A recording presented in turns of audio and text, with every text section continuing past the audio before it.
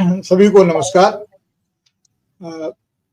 Sir देखिए, जो civil society है उसके काम करने का यही तरीका है और इसके लिए आपको और सभी बारहों चैनल को के प्रति आभार, जिन लोगों ने इसकी शुरुआत की, विचार विमर्श में भाग लिया और इसे एक स्वरूप दिया।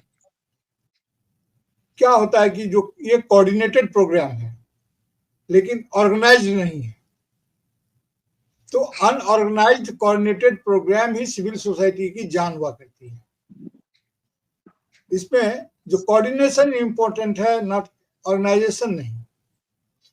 कि जो कॉमन इश्यूज हमको प्रभावित करते हैं वो उन इशू को लेकर के हम आगे बढ़ते हैं, एक साथ बढ़ते हैं और इसका असर पड़ता है। और इसलिए यह महत्वपूर्ण कार्यक्रम है कि 12 चैनल एक साथ एक विषय पर कार्यक्रम कर रहे हैं, बिना एक दूसरे से निर्देशन या डायरेक्शन पाए हुए, बिना एक दूसरे के मार्गदर्शन में, स्वतंत्र रूप से। तो स्वतंत्र रूप से संचालित होते हुए भी एक लक्ष्य की तरफ बढ़ना, यह बहुत बड़ी बात है। और सिविल सोसाइटी के कार्यशैली तो यही होती है। बहरहाल मैं आपसे ये कहता हूं कि देखिए, वोट चोरी तो पहले भी होती थी, क्योंकि चोरी मनुष्य का स्वभाव है और चोरी के भी कई प्रकार हैं। कोई दिल चोर है, कोई चित चोर है, और आज तो माखन चोर का जन्मदिन है। तो चोरी इतनी बुरी भी नहीं है।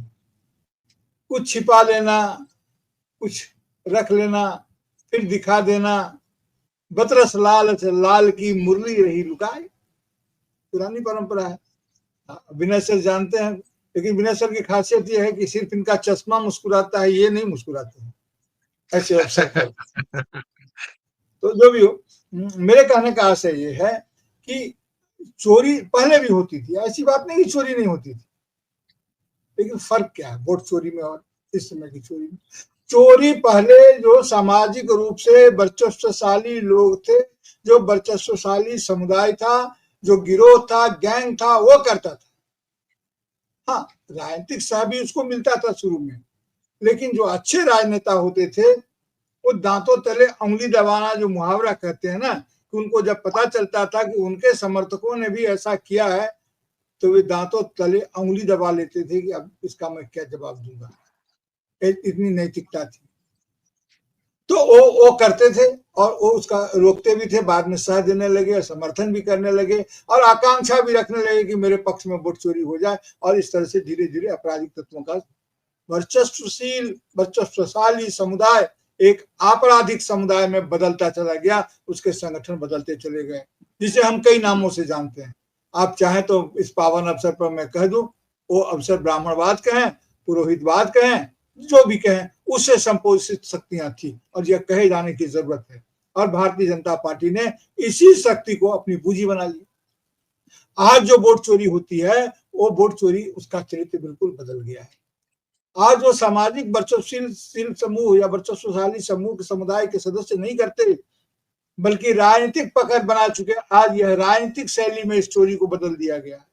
और उससे भी दुखद स्थिति यह है कि जो संवैधानिक शक्तियां हैं, जो राष्ट्र की शक्तियां हैं, उनका इस्तेमाल इस वोट चोरी में किया जाता है। और तब ये जो सीनाजोरी करते हैं वह राष्ट्र के विरुद्ध राष्ट्र की शक्ति को खड़ा कर देते हैं।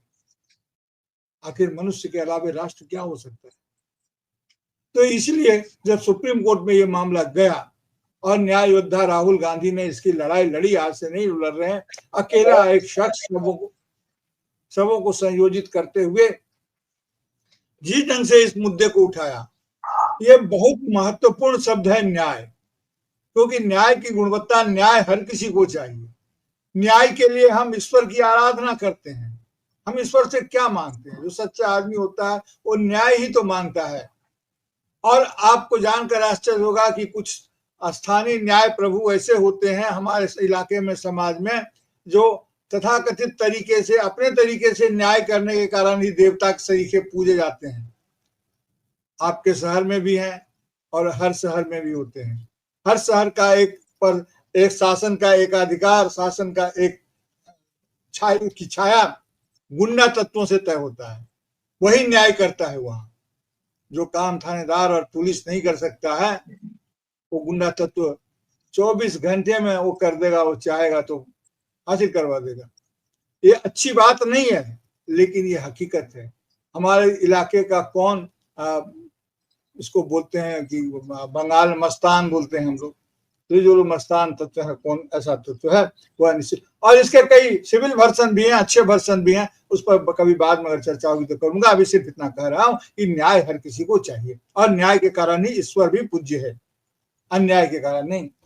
तो राहुल गांधी ने इसकी जब शुरू की और न्याय यात्रा भी शुरू की, भारत जोड़ो यात्रा शुरू की, तो उसके बाद जो एक माहौल बना और डर का माहौल खत्म हुआ और ये बात तय हो गई कि मुंह खोलो, मुंह खोलिए और मोहब्बत की दुकान को महत्व दीजिए। पहले तो दुकान शब्द सुन करके हम लोगों को भी लगा कि मोहब्बत की दुकान, ये कैसी शब्दावली ले आए हैं, ये दुकान तो दूसरे तरह की चीज है।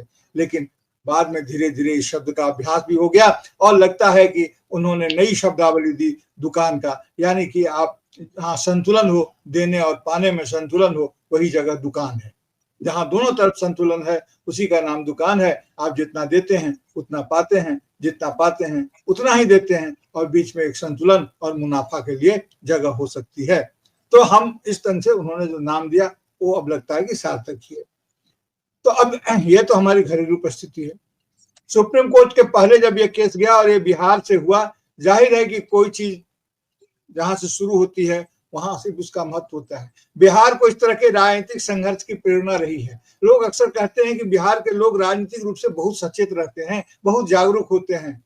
ऐसा सुनकर बिहारी होने के कारण मुझे भी बड़ा गर्व होता है, लेकिन फिर मन में सवाल उठता है कि अगर ऐसा है तो राजनीतिक रूप से सचेत होना, जागरूक होना हमारे आर्थिक पिछड़ेपन को, हमारे सामाजिक पिछड़ेपन को, हमारे यहाँ के जात पात के की राजनीति को क्यों नहीं खत्म करता है? या कौन सी जागरूकता है या कौन सी समझदारी है जो हमारे समाज को पीछे धकेलता है और पिछड़ा बनाए रखता है? लेकिन ऐसा मैं सोचता हूं बिहार को चाहिए आगे बढ़कर के लीड ले। और अभी जब सुप्रीम कोर्ट में यह बात गई और सुप्रीम कोर्ट ने फैसला किया है वह बहुत स्वागत किए जाने लायक फैसला किया है। हालांकि अभी आदेश अंतरिम है, अभी और भी है, ये मंजिल नहीं है, ये पड़ाव है और बहुत खूबसूरत जगह पर पड़ाव है। तो हमारी लड़ाई क्या है?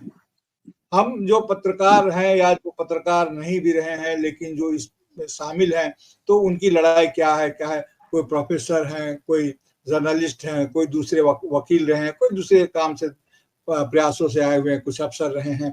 तो आखिर हमारी कोशिश क्या है? क्यों हम यहाँ पर हैं? हमारी भारतीय जनता पार्टी से क्या लड़ाई है? कोई लड़ाई नहीं। लड़ाई सिर्फ न्याय की है। किस न्याय की लड़ाई है? हम क्या चाहते हैं? देखिए, भारतीय जनता पार्टी जो है और यह संघ और हिंदुत्व की राजनीति का उनके पास क्या है? ये सामाजिक न्याय समेत न्याय के सभी स्वरूपों को वो शरणागति में तलाशते हैं। एक सांस्कृतिक प्रश्न है।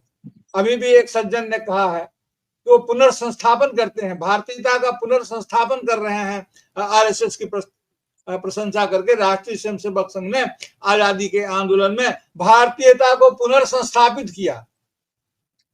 ऐसी शब्दावली जो देखने में बहुत सुंदर होती है लेकिन उसके अंदर में अर्थ कुछ नहीं होता है, यह तो उनकी भाषा की पूंजी है।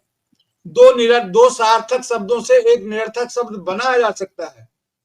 जैसे मैं कहूं आकाश कुसुम, आकाश भी सार्थक शब्द है, कुसुम भी सार्थक शब्द है, लेकिन आकाश कुसुम मिलकर के कोई अर्थ नहीं देता है, क्योंकि आकाश कुसुम होता ही नहीं है।